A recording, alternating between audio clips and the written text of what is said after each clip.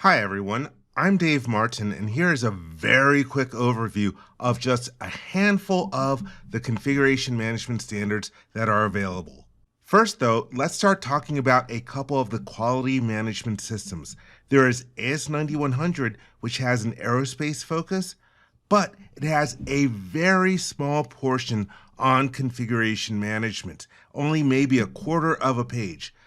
ISO 9001 is a more popular standard, and it's really a subset of AS9100 if you take a look at the table of contents. It's AS9100 minus a bunch of different clauses, and it has actually nothing on configuration management itself. And I'll mention why in a moment why that might be.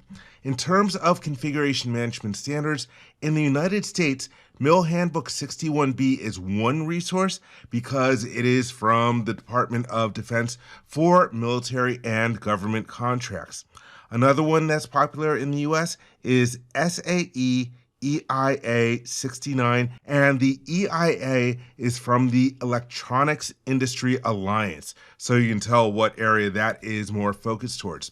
Now, Mill Handbook 61 has about 34 pages of content when you take out all the boilerplate, like the intro, table of contents, definitions, some of the appendices at the end.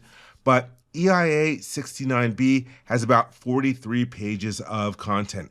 I mentioned that ISO 9001 has no actual specific content on configuration management. That's because there is a separate standard, and it's called ISO 10007. And I sometimes joke that the 7 is for the number of pages of content that it has. It is very, very light in terms of what it says that you're supposed to do with regard to configuration management. From the United Kingdom Ministry of Defense, there is Defense Standard 5-57, and it's got about 47 pages of content. My personal preference is CM2 500 from the Institute for Process Excellence. They have a configuration management standard that they call CM2, and both Defense Standard 5-57 and CM2 500 have the same amount of content, about 47 pages, but there's a big asterisk because CM2 is more than a standard. It's actually a practice.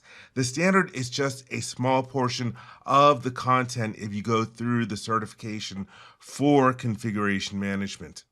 Speaking of which, another organization in the United States for getting configuration management certification is the Configuration Management Process Improvement Center, and I've got a link on this page where you can find more links for configuration management standards. So there it is. Hopefully this gets you started in terms of configuration management standards.